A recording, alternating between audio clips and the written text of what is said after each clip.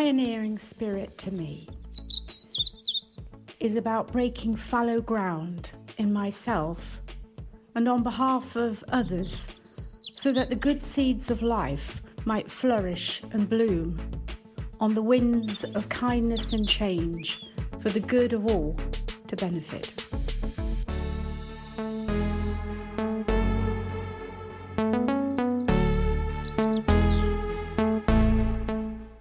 During the first chapters, the tears were rolling down my cheek, and I realized then that the emotions were coming out of my soul, out of my body, which I needed to do.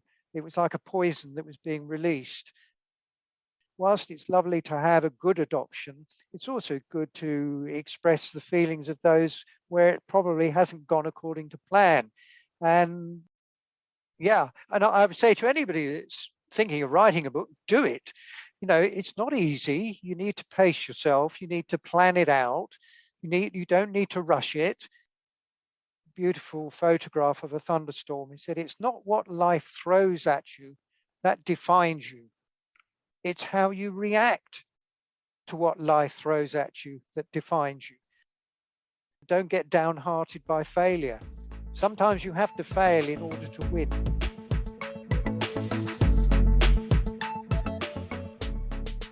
Hello. It is so good to be back, and welcome to another really exciting episode of the Adoption Arena podcast.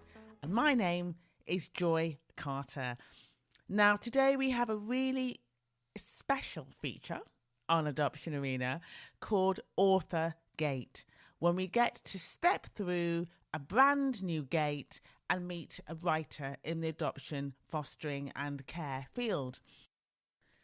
Well, today's author is Michael Allen, and we chat, we share, we discuss. We want you to get involved with him as we go through his book, A Boy Named Tigger. Please let us know your comments, your feedback.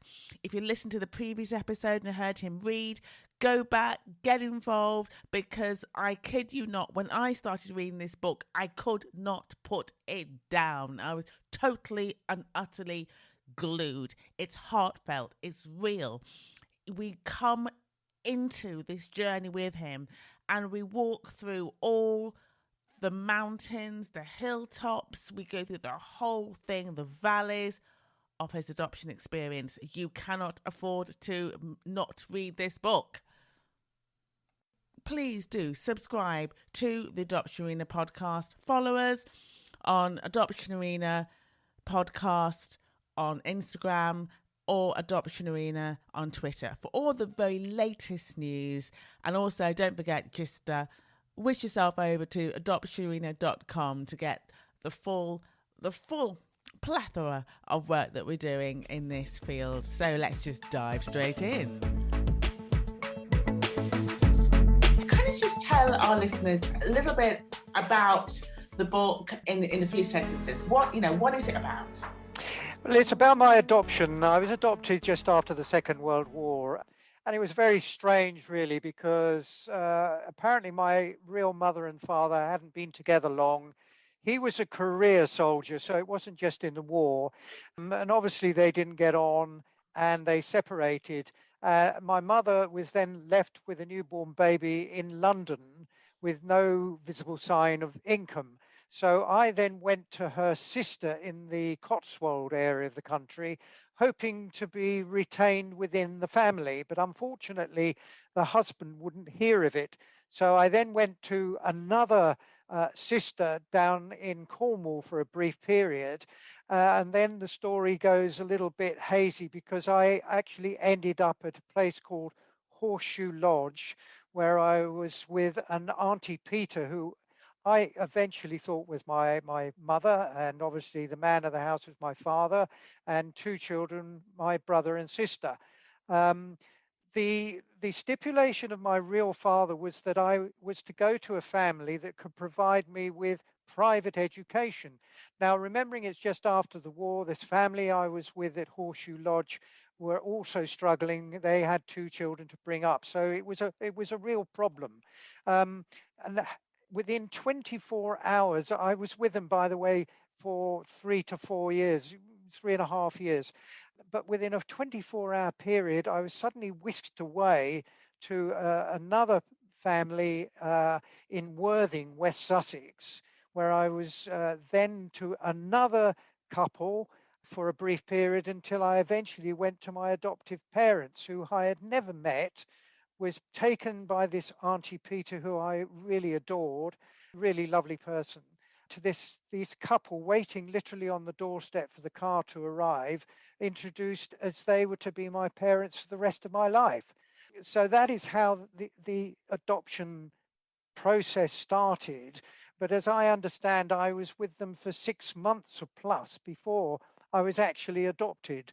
So it was a very strange situation. And one, of course, because of my age, I can still remember quite vividly, hence being able to write the book in such detail. I think one of the things that I really like about your book is the first half. You really, really get a child's eye view of this whole thing of what it's like to feel displaced and just moved from pillar to post. I mean, you've captured the feeling absolutely brilliantly. And I just want to say to anyone who's listening to this, if you are a social worker, or you're thinking of going to any type of practitioning work, or even if you are potentially thinking of becoming an adoptive parent, please do continue listening to Michael's interview, because I just think it's really important to see what children feel like when they say, right, you've got 24 hours to pack up and get out, and how that impacted you. When we were talking earlier, we talked very briefly about the impact of living in a family after the war. Do you remember having any sense of how that could have impacted your adoptive parents? Well, of course, at that age, I had got no recollection of the war because I was, born in 1945. But my adoptive parents had a little shop opposite the bungalow where we lived. And of course, they were trying to make their way in life, earn some money. And I do remember people coming in with these funny cards. And of course, I didn't know what they were, but of course, they were rationing books. So, yes, from that perspective, I do. And the overriding thing with my mother particularly was money. It was always money, how important money is, and mustn't waste money. And later in life, the private education, you must do well at school, otherwise it's wasted money. So the money theme was throughout. And of course, the other thing I like to say is through the adoption is that because I came from such a loving family in the earlier part at Auntie Peter, I did feel an overwhelming sense of rejection. And that has remained with me in periods throughout my life. If you're rejected for a job or rejected by a girlfriend or something like that, it has quite an impact. And it's something that I've obviously had to fight against and rise above, as it were. Yeah, I think we'll get onto that a little bit later when we talk about the impact that the adoption, that sense of loss and trauma has had as you developed. And that's one thing I really love about the book. You've really encapsulated that really, really well. It was a difficult adoption in many ways, wasn't it? You didn't just go straight into a loving family and everything is so-called okay. You actually got adopted by your mother, your adopted mother, who actually turned out to be very abusive, threatened your life, probably on more than one time. I mean, with all that experience going on, would you say that you're still pro-adoption? Do you still believe in adoption? Because I know there's a very strong anti-adoption movement out there at the moment, where people who've rightly so have been through horrible times, but they now feel they want to actually try to abolish adoption. What are your thoughts on that? No, I think adoption is most important because I think it's really important for every child in the world, irrespective of where they come from, their race, creed, or color, that they should have the comfort of a loving family. It is so important, that bond. And if it's done right, not everything works out in life. Of course it doesn't. But, an adoption by people that choose you, it's so important. And I think that a lot of children have gone off the rails because they've gone into care where, they're cared for, but not loved as you would be with a family unit. So yes, adoption is most important. And I have to say, there is more and more coming onto Twitter, whether it's a result of me putting messages on there and me advertising Adoption Arena, I don't know, but I've had tweets from America, tweets from Southern Ireland, for instance. So yes, I'm strongly in believe that adoption is a very, very good thing.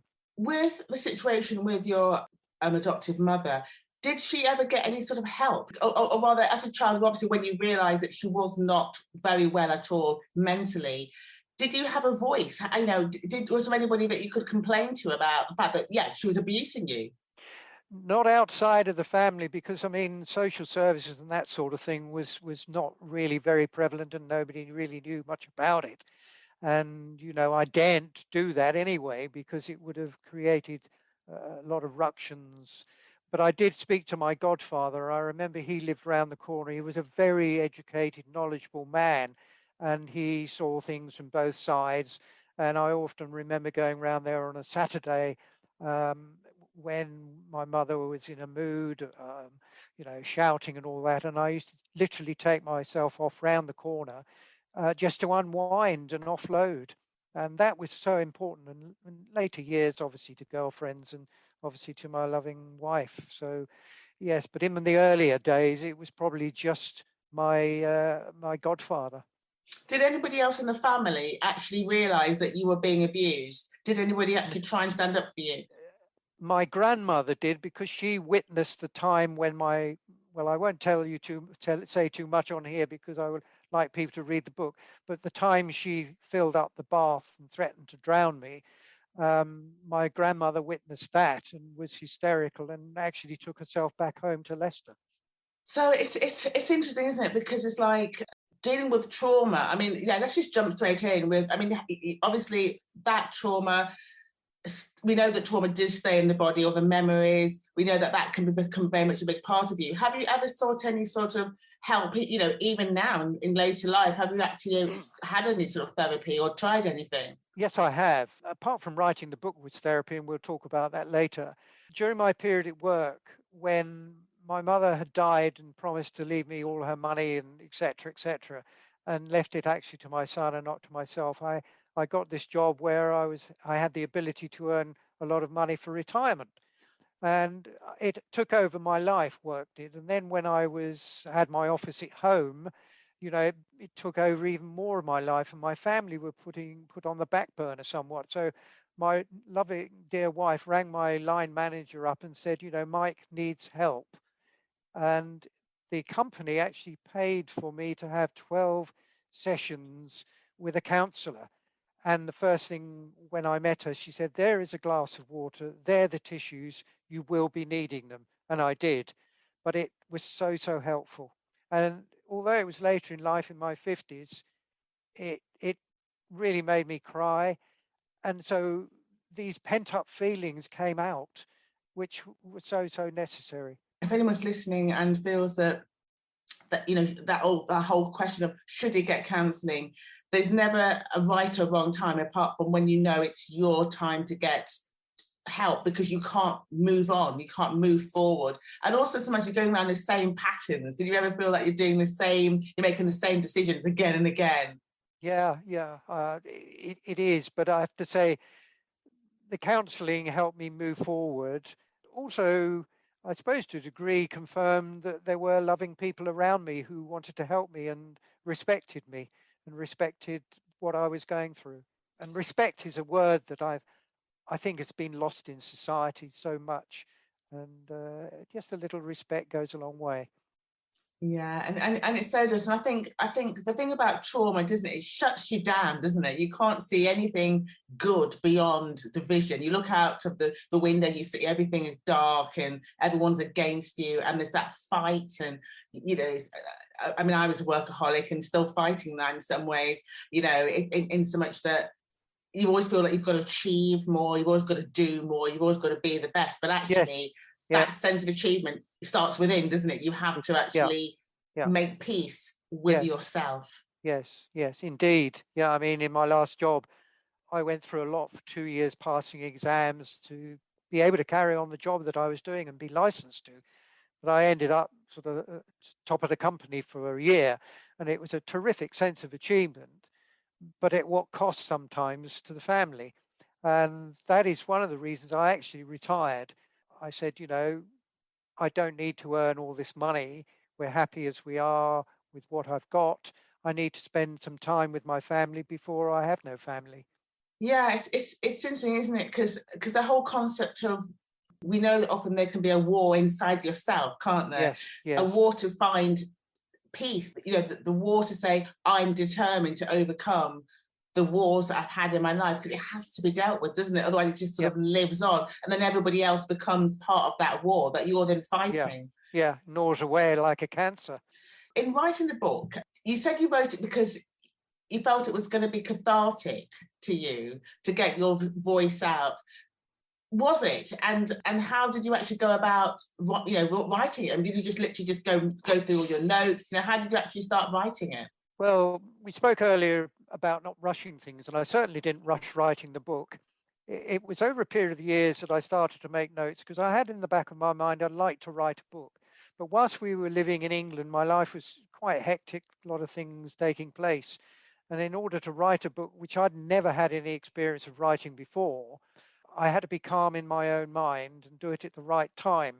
And then when we decided to move to Spain, because one of our sons had moved out there, it was an ideal time because there wasn't so much going on, really. So once we'd got over the initial euphoria of moving to a new country, a new experience, I sat down. Our house was such that I could lock myself away, get on the laptop and start writing. I'd made a number of notes in a book, and so I collated those notes and started to write. And obviously that was therapy in itself. And I have to say, during the first chapters, the tears were rolling down my cheek. And I realized then that the emotions were coming out of my soul, out of my body, which I needed to do. It was like a poison that was being released. And, I'm even feeling a bit emotional now, if you like. But it was so essential for me to do that. And I didn't write the book for fame and fortune, of course not.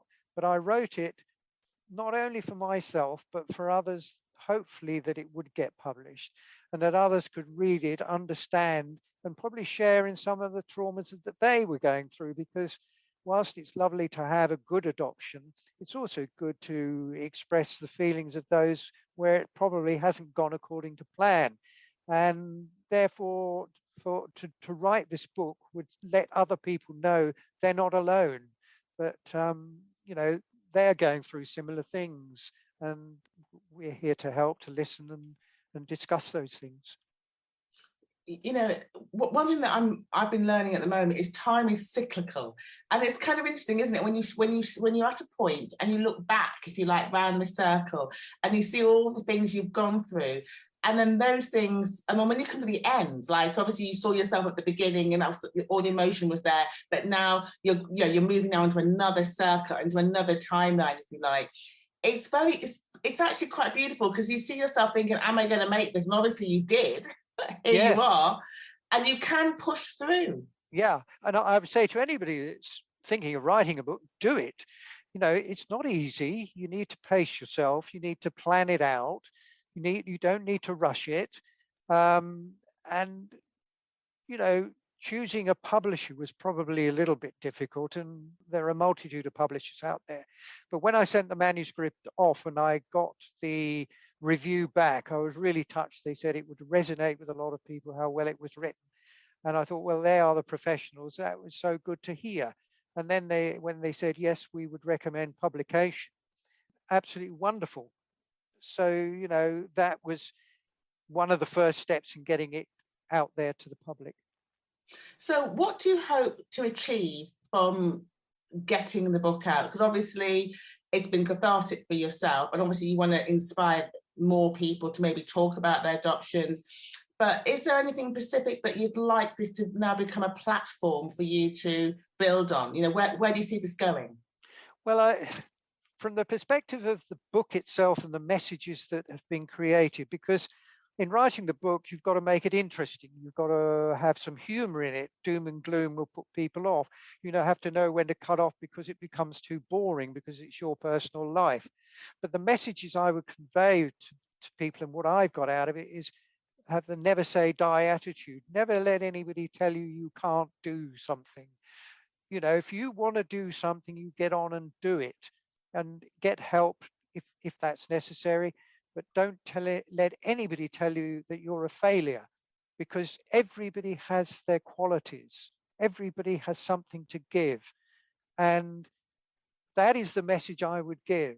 And there's few words I would like to say is that something that my manager gave me in a beautiful, beautiful photograph of a thunderstorm. He said, it's not what life throws at you that defines you.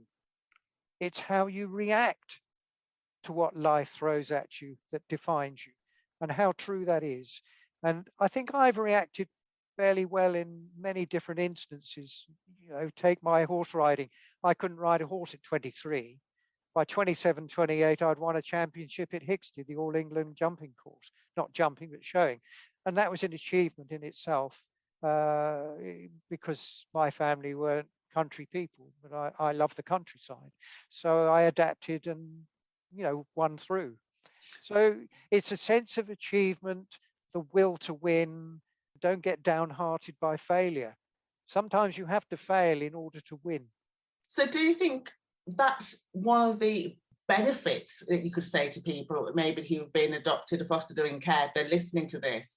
Do you think that is something which you think maybe you've got that characteristic directly from all the things you went through as a child, strength of character? Do you think it's come from your adoption experience? Yes, I think there is. I mean, when I was going through my bad times, I used to stand in front of a mirror and say all the swear words that I could think of, just to get my frustrations out of me. And there was something deep inside me that said, this person is not going to put me down.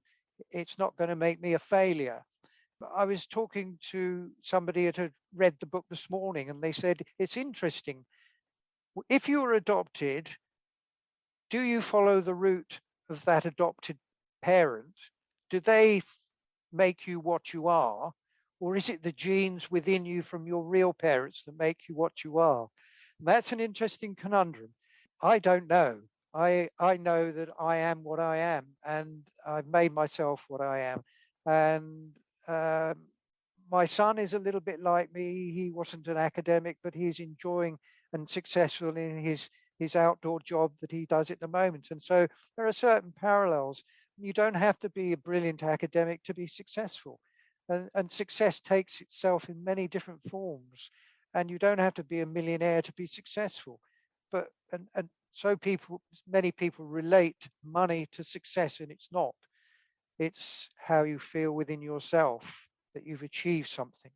And I think that's the message in the book. There's different messages that people read, and it's a book you could read again and think, oh, I wonder what that was. And then, people that have passed reviews to me or commented to me about it say, this is interesting part of it, that's interesting. And for me, I think, you've read the book properly. Yeah, I think that's one thing that I really love about the book is it's there's lots of times when you think, oh, how are you going to get through this? And you literally just seem to just get up, do what you need to do, dust yourself down, and then move on. Yeah. And that is super, super, super powerful, because if you've got that ability of being able to just reformat yourself, realign, and then keep moving ahead and not take things too personally, but deal with what you've got to do. It is what it is, kind of thing, but have that desire to live and to flourish. I really feel like all the way through the book, even as a child, you've always got this desire to flourish, yeah, and to find something positive.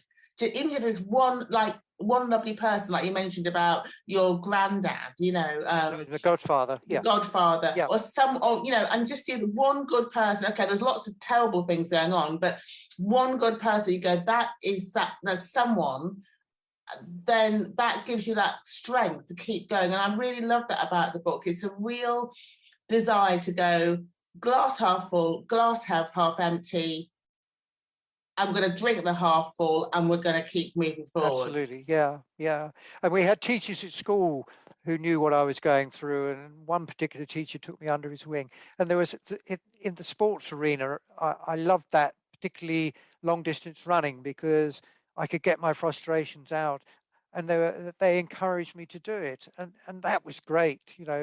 sport is so good for people who've got frustrations.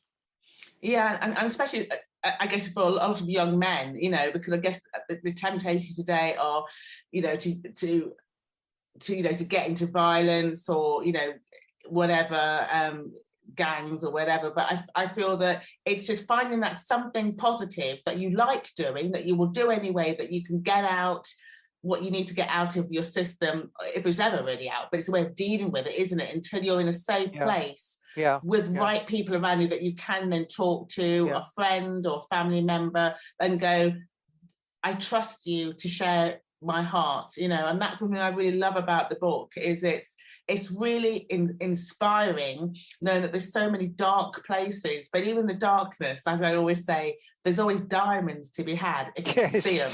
Yes. And you can see them. There's so many times, like that time you cycled 186 miles to get away from your mother who's trying to kill you. That I was reading that going, oh my gosh, I know the A3. That is a dangerous road, even in a car. I struggle with that road, let alone to be on a push bike and a child in the dark is horrendous. And yet you came through it, and I just love that. And it's very real, it's very raw. You don't dwell on stuff. You go, this is what happened, this is the outcome, this is what I've learned, and this is what I've moved on. And I like the pace of the book, because it's not, you don't dwell on stuff for like six chapters, which you could easily have done about your mother, you know, or about, you know, the abuse, and then that happened. And I love that pace. It's a really great read, because it's like it's I guess that's the wisdom of, you know, of age. I hate saying that, but sometimes it's a certain wisdom we have. I thank you for that. That's what I try to generate, because you don't want to bore the pants off people. You have to know when to say, that's enough of that, let's move on to something else. Yeah, and it's a really friendly book. And as you said, it's a really, I don't like the term easy read, but it's a lovely read. It's like it's like a really wonderful life journey that is full of all the twists and turns, but there's lots of interesting things, all the different careers you've had, the people you've learned, the lessons you've learned, the life lessons you've learned along the way. Now, I just really wanted to touch on this as well, because it is topical at the moment, is the whole thing of adoption and war. Yes. And the importance, as we all know, of adoption, also in my case, transracial adoption, because obviously there's lots of children who are now going to be up for adoption, who probably parents have already perished in this Ukrainian war that is just happening right now, let alone all the other wars and famines that are going on. What are your thoughts on overseas adoption? Do you think children should stay in their countries of origin? I think it's a very difficult one, particularly, you know, I think a child, if possible, should stay in their own country. However, that is not always possible. And of course, in your case, in the case of these poor Ukrainians, for example, so if they go to a loving family, but they retain perhaps their heritage as they grow up, and they can refer back to it, go back to their country, you know, in more peaceful times, they have a blend of both. And you hear often of people like yourself who have been adopted by different racial people that worked well, but obviously they retain their roots, as it were, so they can go back. I mean, in an ideal situation, it would be lovely to think that they could be adopted by somebody in Ukraine, so they were true Ukrainians.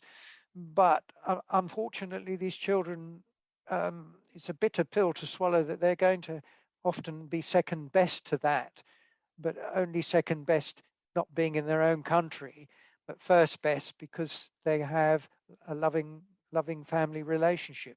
And I'm sure there'll be a lot of people out there looking for children to adopt because they can't have children of their own. And if they're in this country, France or Germany, Poland, Hungary, or wherever it is, as long as they've got the comfort and security of their own home, then when they grow older and they're able to make their own decisions as to whether they want to go back to their own country or visit, but still retain, you know, the loving family ties that they built up during their adoption period, then that is all you can ask for.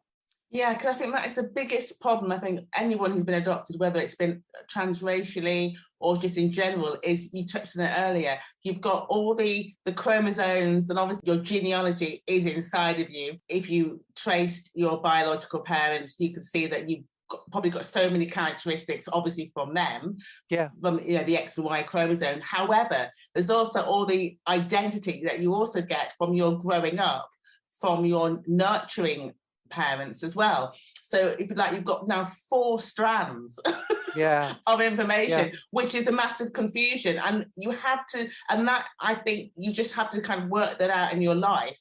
I know I was always struggling. I didn't know who I was, and there was no answers, but I've since realized the answers are within. You've got to make peace with what you want to do. Like you said, you had no desire to really ride horses, but you taught yourself because you wanted to, because you could.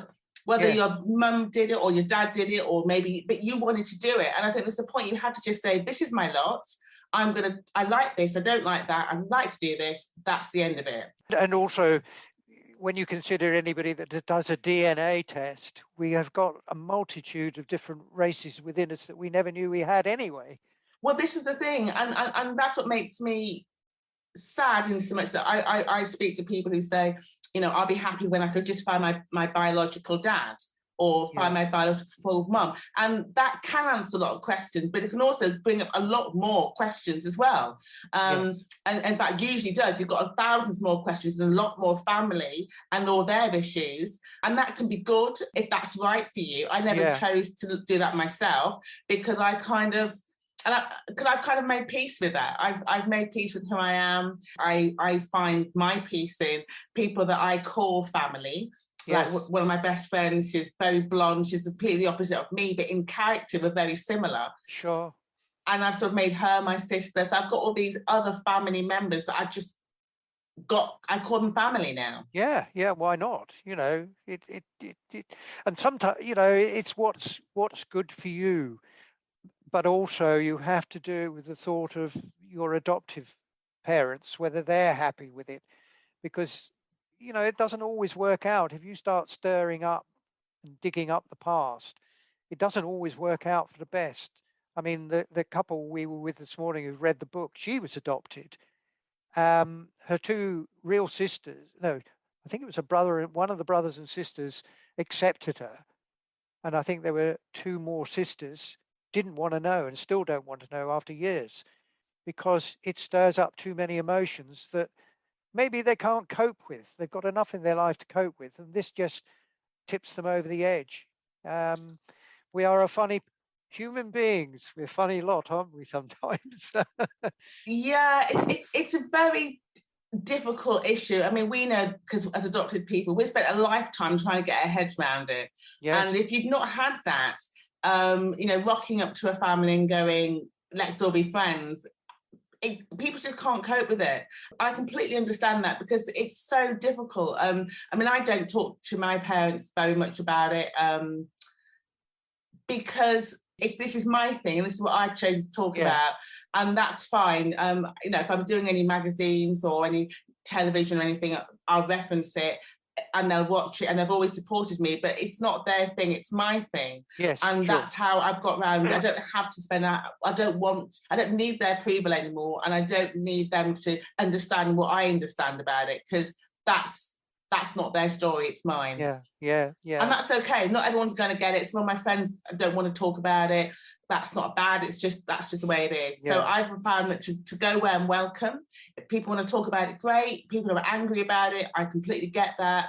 But I found, if you like, you've got to find your tribe. Find the people that get you, get your life, love your book. They're going to love it. And there's always going to be angry people. Yes. I mean, I would have loved to have met my mother. And it's only after my adoptive mother died that I dug around. And although I was born in Guy's Hospital in London and went to Cotswolds, my mother lived 6 miles away from me in Worthing. And she died 4 years after I then found out about my real family and contacted family members. So that was sad, but it's gone. You can't do anything about it. You move on. And like you said, you really have moved on. You've got the most amazing wife and family by the sounds of it. Yeah. And I think there's a point you just have to just go, we've just got to do what we have, what we can do. And I've made peace with lots of things. I had a twin sister. And again, I platform that. I found this is something we're going to talk about as well, how to get your brain to a place of peace when there are those dead ends, if you like. And one thing that I do, or that I just found some information on, is on my birthday, because obviously it's bittersweet, because obviously it's my birthday, but she died at birthday, it would have been her birthday, is I often have an extra glass of champagne for her. Lovely. Yes, I'm sure she's up there cheering you on. Exactly. And it's just, so I found ways of just making peace and making it beautiful. So, the future is looking very, very good, and I'm very happy about how it's going at the moment. Brilliant. Well, thank you so much for that. I mean, I've just really enjoyed talking to you and getting to know you a little bit more and reading the book. And so please do tell people, let people know, get the word out. And if you are interested in Michael Allen, then please do invite him down. All the information is down below to come to your bookshop or to your events. I know you'll be very happy to do any signings or readings up and down the country over the next six to 8 months. And so I think it's a really great read, and I'm really excited to have you on our very first Author Gate. Joy, I really want to thank you very much for giving me the opportunity of not only talking to you, but also talk about my book. So thank you.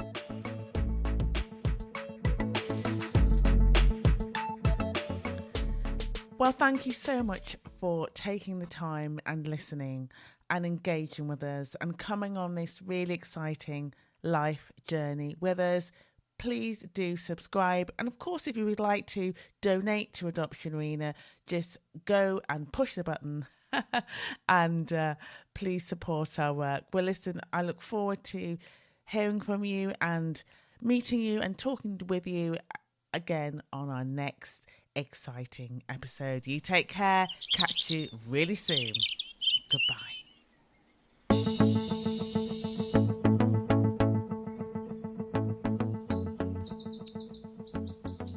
A pioneering spirit to me is about breaking fallow ground in myself and on behalf of others, so that the good seeds of life might flourish and bloom on the winds of kindness and change for the good of all to benefit.